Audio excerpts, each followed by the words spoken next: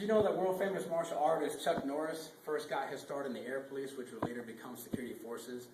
Had he not made that conscious decision to join the military, he wouldn't have gotten stationed at Osan Air Base, Korea, in which he learned the martial art of Tang Soo Do, which eventually kick-started his entire career. Good evening, my name is Julio Cedeno, and I'll be briefing you on my AFSC, which is Security Forces.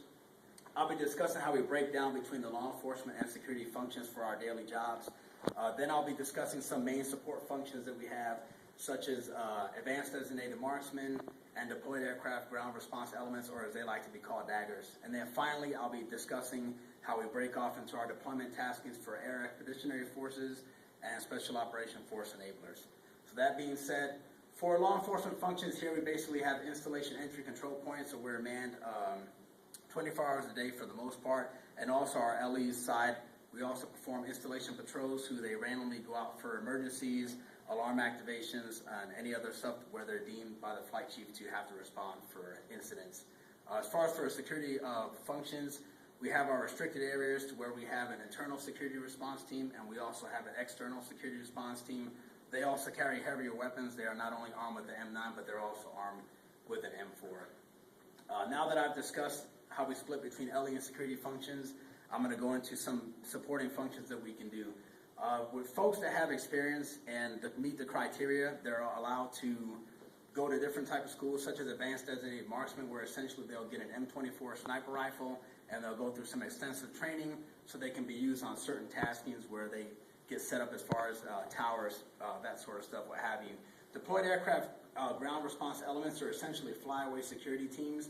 They go with the aircraft. They also go through extensive training, not only for defensive driving, water survival.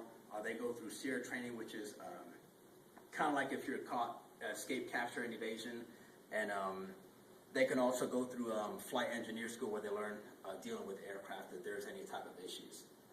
Now that I've discussed those functions, I'll go into our AEF and soft taskings. Basically, for security forces, when it breaks down and we get deployed, you have the Air Expeditionary Forces tasking, which is basically our Gulf states, such as Saudi Arabia, Kuwait, Bahrain, and Qatar.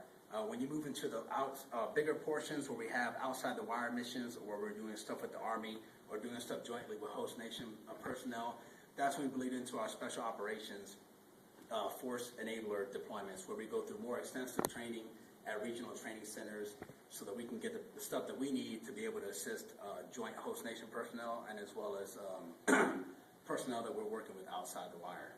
So in summary, I'd like to say today I briefed on law enforcement and security functions.